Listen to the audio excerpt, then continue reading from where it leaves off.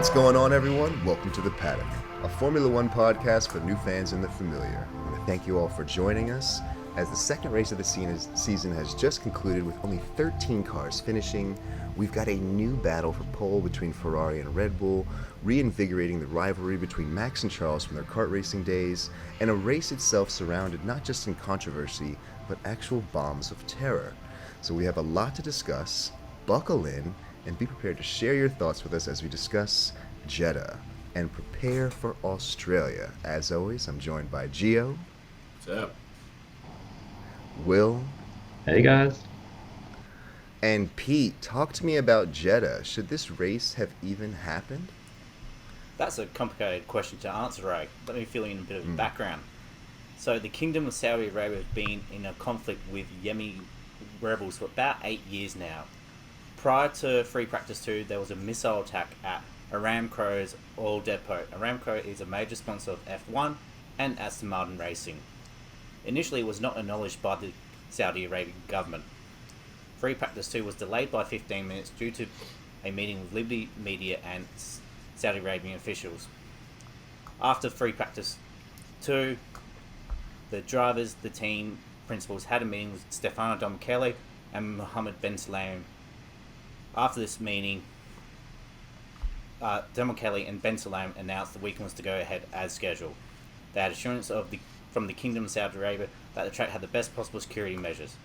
Afterwards, all the drivers gathered in an F1 hospitality room and had their own meeting. This became a Grand Prix Drivers Association meeting. Prior to the weekend, the drivers also had concerns about the safety of the track due to high speeds. As in comparison to other street circuits, Singapore has an average speed of about 180 km per hour. Baku has an average speed of 210 km an hour. Melbourne, 236 km an hour. Jeddah, 250 km an hour, coupled with high-speed corners, blind corners, and minimal runoff areas with lots of concrete barriers with very few safer style barriers which are designed to prevent cars from bouncing back onto the middle of the track and causing a potentially greater incident. During the weekend of qualifying race, there was multiple crashes. In F2, there was 3 crashes into the walls, whereabouts one driver needed hospitalisation for concussion, and the marshals did not arrive for 4 minutes after said collision. In F1, there was 3 crashes, and one driver, Mick Schumacher, needed to head to hospital for checks. Fortunately, he was okay. This meeting lasted for 4 hours with team bosses and Liberty Media officials coming and going as well. In the end, the drivers agreed to race. We're not sure what was said to the drivers to convince them to race, but there were a few of them who were not happy and were unwilling to continue. Throughout the weekend after the events, they were stating that they were looking forward to heading home and getting out of Saudi Arabia. Since then, the drivers are requesting for greater involvement in what countries the F1 circus goes in. Guys, what's your thoughts on this? Because this is a very complicated issue. I went into it mostly. I knew nothing of this, right? Like this whole conflict, right? I got all my news from Twitter, so I don't have too much that I can actually, confidently input on this, right? But I do get when athletes don't feel safe or want to participate in their sport, right? I would hope that the FIA leans heavier on the thoughts of their athletes, but this is a money sport, and I think from what I saw online and everything, the final decision was made. Part of it was probably made, because of money, and maybe it's a naive thing or a blanketed statement to make, but all these races, there's so much sponsorships that go into it, there's so much money that goes into it, to just cancel it outside of a natural disaster event, even though this kind of falls into that bucket, missiles, but I was a little scared going into the race. I was like, man, I was watching it. I was like, if something happens, man, this is going to be news for a long time. But I'm I'm glad nothing did happen. I'm glad that most of the athletes finished the race. Just happy to have seen a finished, complete, safe race. Yeah. Will, what do you think?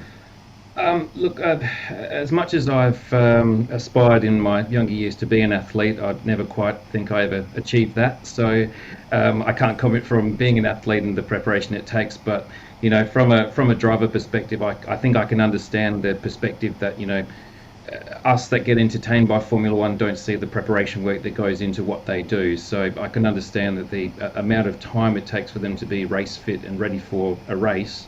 That things like this can be a very sensitive thing to them. They've got so much focus that they've got to focus on, that I can understand why this would be a distraction and a concern to start the race. Yet, like Gio, I think you mentioned before too, regarding sponsors, like there's a lot of organisation that goes into a race. The preparation work to build the track, the preparation to build the concrete walls, to block off streets and all the rest of it. To suddenly cancel at the last minute, is like that's a lot of money lost. So it probably draws me to the conclusion that I think the key point is communication between the drivers and the bodies that govern the events, etc. And it's probably a great thing that the FIA president Jean-Marie Balestre is no longer in charge, because he would have a very opinionated point of view of everything, as we've mentioned in previous episodes. So look, it did go ahead. I think that my answer to that is, look, as long as there's good communication and an agreement by all with it, I think that's the conclusion in my opinion. No, yeah, I agree. I mean, Gio, I 100% feel that as an athlete, to then go have to hop into a car as, a terror attack is essentially happening, and have that mental focus where it's outside of yourself. Like, it's one thing to be a track star and all you're doing is controlling your bodily functions, but like to control another vehicle that is going to be propelling you down a straightaway, as we discussed, 250 kilometers an hour, the mental focus is just immensely impressive.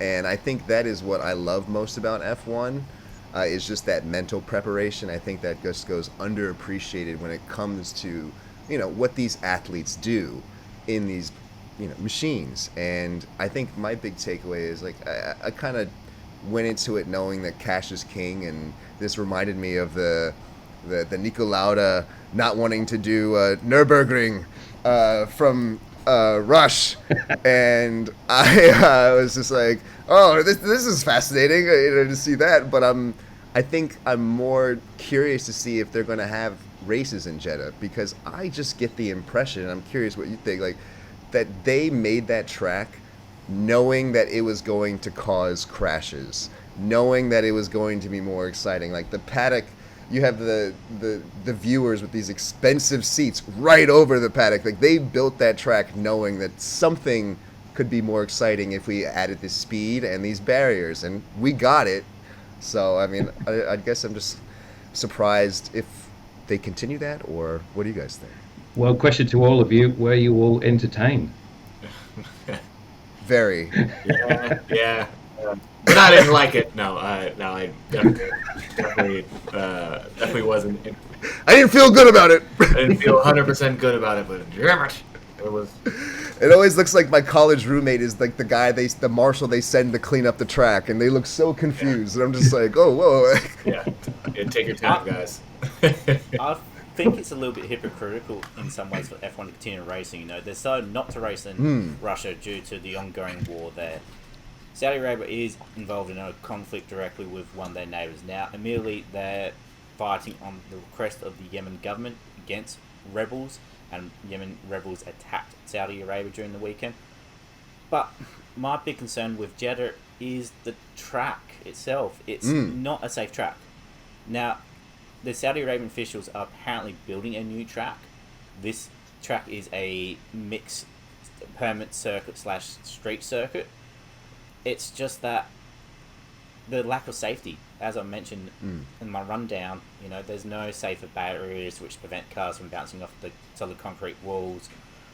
There's minimal runoff for high-speed collisions. Like, if you compare Albert Park, Albert Park's in the middle of parkland, but there's massive runoff areas. Baku, after that main straight into that tight left-hander for corner 1, there's a mammoth runoff area. Back in Jeddah, there's minimal of that facility, and that's probably why I feel like it's an unsafe track. I think the combination of the incident on the weekend and the poor safety of the track probably made the drivers very nervous. Well, me looking at this race, kind of similar when I watch like Monaco. Every time someone is just like a hair away from the wall when they come around, I see this, I'm like, oh my god, these guys are the most skilled athletes I've ever seen. How are they this aware that? Oh my god, it was impressive. I mean, I think we should hop into the race, right? Race weekend. I enjoyed the race. I definitely enjoyed the race, and there was definitely a lot of racing, right? My favorite was between teammates, Alonso and Ocon. Those guys were going at it, and I loved it, every second of it. And none of them were. They were able to hop on the radio with the team principal and ask him like what the deal is. He's like, no, that's fine. They're fine. They're fine. They're fine. The whole crew was just like watching them like. Like, please be careful. But I loved seeing it, and obviously the race for number 1, right? Charles and Max were going at it, man, and it was a game of chess, because I would have hoped. I was hoping that Charles finished all the way through, but Max, I think, learned from Bahrain and really played had a little strategy under his sleeve. I loved every minute of it, and what Ray mentioned before we recorded today was, I wish I would have seen other races, right? Like the coverage was a little kind of focused towards a few drivers, and didn't get to see all this stuff happening. Like you would hear it in the commentary, but we didn't see too much of it. I think at one point, there were how many racers did we finish with in this one? 13. I don't think I remember seeing when Bottas got or retired. Yeah, like the last 5 laps, everything just fell apart. They did. There's like 3 or 4 cars that just all retired within a lap of each other, which was I think it was Ricciardo, Alonso, Bottas, and there was one more actually, wasn't there? Bottas, Alonso, and Ricciardo retired within a lap of each other. Oh, yeah. I felt like I was watching Cars 2. Yeah. I can't even tell you when this happened. I was like, I just looked down at the graphic and I was like, what? Yeah. What's going on? And Latifi just lives in the retirement zone, so I kind of just didn't bat an eye on that one. But yeah, when you see like, oh, we have a yellow flag, you're like, Latifi. Someone for Red Bull, Latifi give us and take us away. But I had a good time watching this race. It was a good one. But anxiety driven, right? The whole time I'm just like waiting for something to happen. But thank God, nothing big happened. Yeah. What are your thoughts, guys? I might jump in next. I was just going back to what we were saying before about the track being unsafe, and Monaco versus Jeddah, like they are both very, very dangerous tracks with blind spots. And I'm not sure if anyone else felt, but when Alonso started going really slow but was on the track, I felt myself getting really anxious, because I kept thinking a car's going to come flying into him if he's going that slow, and he didn't seem to get off the racing line. I was sitting on the couch getting really anxious about it, thinking there's a crash just about to happen. Look, G, you said it well before. My takeaways was the fact that Latifi's crashed again. So, his performance, he must be feeling very uncomfortable at the moment in his seat. Someone did allude to me that Albon is significantly faster than him every race as well at the moment. So that's just another thing to watch. It was really pleasing to see Max use the second DRS zone finally to do his overtake. So he figured that out, which was amazing. Like you said, Ocon and Alonso, that was just insane. That was amazingly good. One of my biggest takeaways, which is a very strange one, I really enjoyed Jenson Button as a commentator. Yeah. He has got it. Not that any commentator can ever live up to the great Murray Walker, which we've mentioned in previous episodes, but and I love Brundle, but I would never complain with Button commentating. He is really, really good, and I enjoyed what he was talking about. So I'm gonna leave it there and pass over to Pete or Ray. But they were my big takeaways. Pete, you want to go? Sure. So I felt like poor Otmar must have been pulling out his hair watching Ocon and Alonso go out. He's probably going, God, not this shit again with Ocon. Because, last time he was team principal with Ocon, Ocon and Perez had issues. But I felt like Alonso's move wasn't on. Okay. Ocon had it covered. I think Alonso was expecting him to move, and he didn't. Red Bull and Ferrari actually had very different setups over the weekend. So Ferrari went for a high downforce setup. Red Bull went more for a high speed setup, and it paid off for Red Bull in spades in the end. Because so that after the safety car, Max was behind Leclerc. Leclerc wasn't able to hold off Max forever, and the DRS chicken was great to watch. Yeah. Going back to qualifying though, one little interesting I discovered watching some replays is when Mick had his crash, after his initial skid, he took his hands away from his steering wheel and kept him away. I reckon that's so he didn't have the steering wheel snap and break his hands. He tucked in real tight. Tucked him in really tight into his body. So I think that's probably A, to stop him flailing a little bit, and B, because when you got your hands in the steering wheel, you can't put your thumbs through it. So, if it snaps suddenly and violently, and his crash was violent, 33 Gs. Yeah. Hey, Pete, yeah, sorry, I was going to just to mention that in case for new F1 comers and stuff, it's what F1 drivers do is if they know that they're about to hit a wall in impact, they do take their hands away from the steering wheel and brace. Because if their hands still are on the steering wheel, that's where broken arms things can happen, because they'll be violently snapped away and hit the car. So it's always interesting to watch. You can see that point when a driver is knowing that, I've got no control, they'll pull their hands in to brace themselves and completely let go of the steering wheel. So, it's an interesting point. Also as well, Aston Martin, what the hell is happening with them? They've been off the pace both races this year, and they weren't that crash up last year.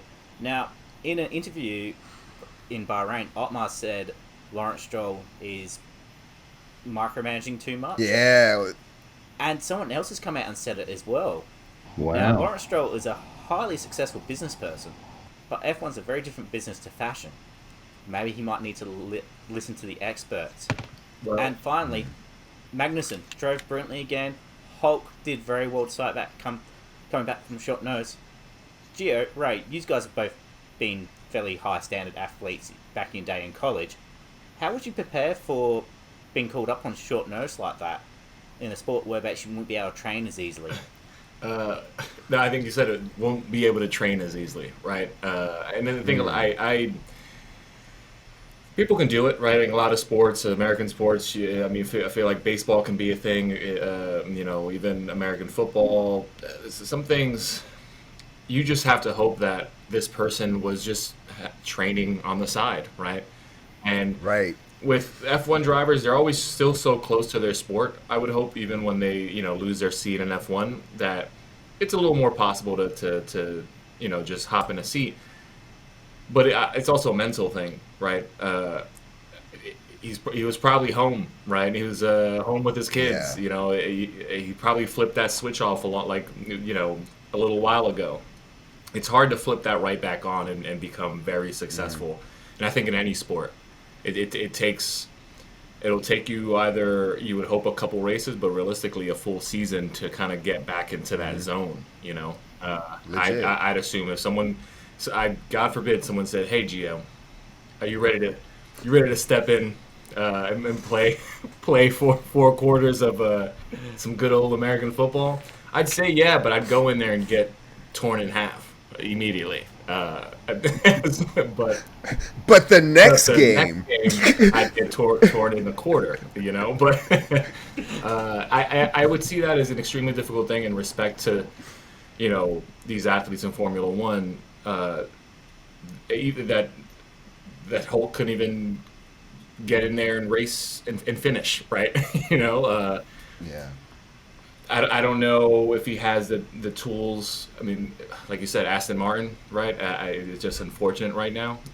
Even if he wanted to do better, I don't think he could right now because of the car. But it's a pretty car. He came to a pretty team.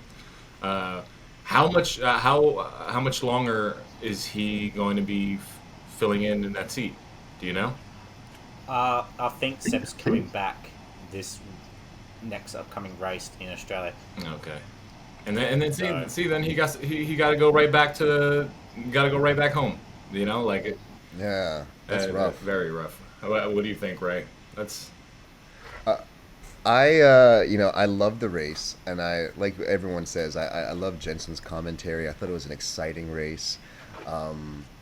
I found this race to be fascinating just due to all the different strategies, and I think it's going to be very curious to watch this season, especially in contrast from last season. I think what I'm really seeing is the last year we got very polished cars. It was the end run of these cars.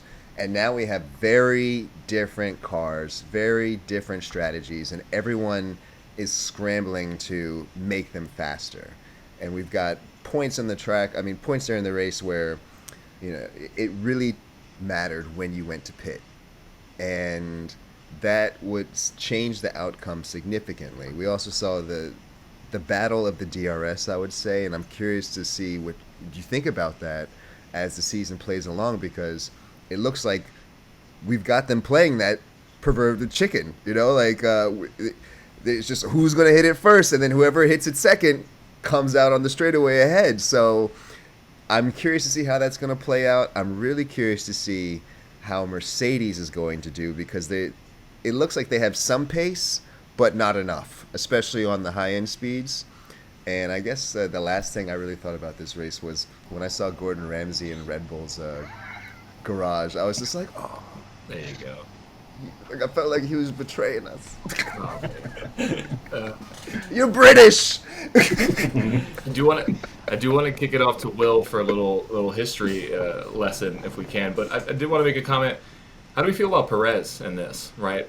I feel like he just got smacked in the face with a little bad luck. But man, I was kind of bummed to he ended in fourth, but I was a little bummed to see the results from Perez. Yeah. Poor Checo. poor Checo. Well, I was curious to hear Jensen say that him performing well has got the team in a place where they might keep the setup comfortable for him rather than a more squirrely setup for Max. And I'm curious to see if they'll keep it more balanced as the season goes along and give them who they side the engineering to. Well, if he can move poles, and Pete front wing hand grabbed from Mark Webber's car and put on Sebastian Vettel's car a few years ago. That's a story in itself, but we're gonna have to tell this. It will be a minute story. Pete, do you want to, or do you want me to? Or... Mate, I'll leave the history up to you. All right. Well, being Australians, we were big fans of Mark Webber back in the day. In 2010, he was leading the World Championship, and then Vettel got on top of the championship. So what happened in a qualifying session is Vettel crashed his newly developed front wing. So they grabbed the wing from Mark Webber's car and put it on Vettel's car because he was leading the championship. Ironically, actually, I'll hold that. It then went to the interview after, once they did the qualifying and Vettel qualified pole and Webber got second. The media were like, "Oh, bring this on." So, Mark Webber, how do you feel about the results of qualifying? And Mark Webber grabbed his glass of water and said, "I think the team got the results that they wanted today." Drank his water and then smashed it on the table. And if you watch the YouTube link, watch Vettel's reaction. Vettel's reaction is like, "Whoa, Oh, okay, and keeps going.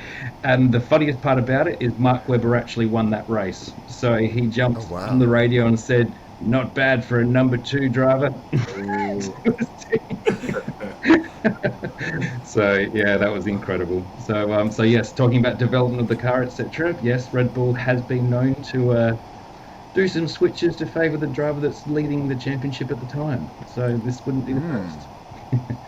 Anyway, leading into the history part, we're talking about a historic moment. We are going to talk about the last time there was a protest by the F1 drivers. And I actually didn't know about this, so kudos to our knowledge expert, Pete, who brought me onto this one, which was the protest in 1982 in South Africa, Kyalami, where the FISA, which was the International Federation of Motorsport, which was a branch of the FIA, which ironically was disbanded the following year, decided to make updates to the super license regulations just before the race on the Wednesday, I think it was, and the race was obviously on the Friday, Saturday, Sunday. So Niki Lauda had just returned back to F1 after leaving in 1979. And it was actually himself and his teammate Pironi for the Ferrari team that led this protest. And the strike was for the main reasons was the rules in the super license was that drivers were not allowed to criticise the FIA. And that's a wow in itself. And if they did, they would be banned from motorsport, if they did. Drivers' salaries and financials had to be disclosed to the media. A driver had to stay with the same team for 3 years, and drivers were not allowed to negotiate their own contracts with teams. So if you really think about that, it's pretty messed up, and it sort of means that negotiations would be in a complete different playing field if it was today. So I'm going to talk about that very famous man again, Jean-Marie Balestre, who was the president of the FISA at the time. To all those subscribers out there, just type in Jean-Marie Balestre and just watch the YouTube clips. He is just amazing, one of the most arrogant people I've ever met. It's incredible. So anyway, he, in his typical form, true to form, he said to the drivers, after they decided that they would protest, he basically said, sign the license or you won't race, take it or leave it. So what did the drivers do? They all left. They locked themselves in their hotel room and brought out all their mattresses and all camped out in the night, and they were up playing music and singing and playing the piano, etc., and just refused to race for the weekend. So it became, very awkward moment, and I think it would be very funny in today's age if all the F1 drivers just grabbed mattresses and sat out and decked out and did games like that. But they ended up having a full-on party while they were inside. Bernie Ecclestone, who was in charge of the Brabham team, was also very, very angry, and he told the media that he did fire both his drivers, which was Nelson Piquet and Riccardo Patrese. They decided to basically, we'll talk about this after the race, and we will talk about it.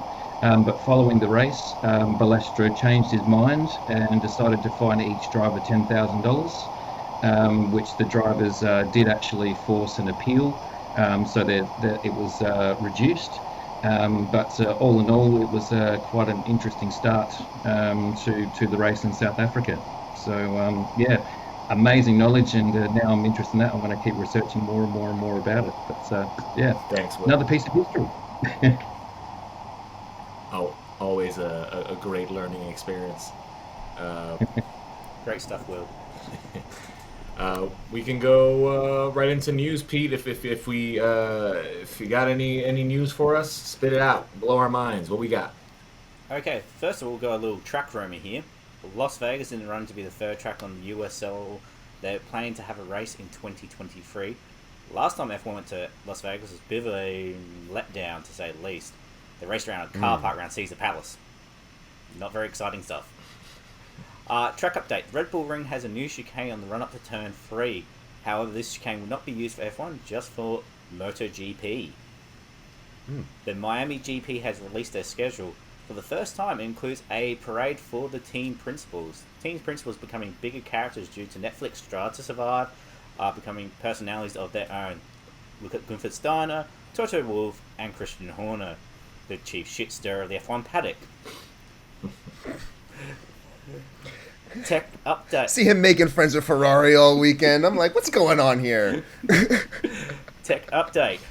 There's going to be a new ring for Mercedes to help with downforce. It's part of a larger upgrade package rolling out over the next 4 race weekends. Red Bull and Mercedes are both going on to Fat Camp as well. They're some of the heaviest cars on the grid, and both teams are planning to slim down their heavyweights. Haas repair bill. Mick Schumacher's crash in qualifying was very costly for the American team. The repair bill could be up to $1 million. However, Ferrari has confirmed the engine and battery pack is okay. And final piece of news, and it's a bit of a sad one. Former FIA President Max Mosley's coroner report has been released. Max Mosley passed away on the 23rd of May 2021. He played a massive role in improving driver safety after the tragic events of the San Marino Grand Prix, which took the lives of Roland Ratzenberger and Ayrton Senna. The UK coroner released the report on the 29th of the 3rd this week, found Mosley took his own life after receiving a terminal cancer diagnosis and suffering from poor quality of life. On a note as well, if you are struggling with mental health, it is okay to reach out and ask for help. Seek professional help, or even just ask for mates to listen and let them know you're not doing well. As someone who has suffered from mental health problems in the past, it is very important to seek help when you are struggling. 100%. Amazing. Do we all think it's healthy for us to be this obsessed with Formula One? Just saying. Yes. Yes, 100%. It is a good thing to have a passion in life, to say. Yeah. Yes. It's all about passion, right? Like keeps our minds entertained, keeps us, keeps the childish energy in our bodies, right? Like once that fades away, you become a shell. You don't want that. Yeah. Do you have any predictions for next week? Yeah. I've got a spicy one. What do you got? Okay. I reckon Haas might be on for a podium. They've always done exceptionally well in Australia, bar some pit stop issues. And K-Mag's always done well as well. And way Haas have been performing, they were disappointed with 2 points. Mind you, though, Gunther Steiner said something very interesting to the press. He said last year he would have fucked the whole paddock just for some points. Nice. His sound bits are amazing. I don't have much. What do you think, Jimmy? Prediction for next week. I just have more hopes, right? I need McLaren. Yeah, you knew I was going to say it.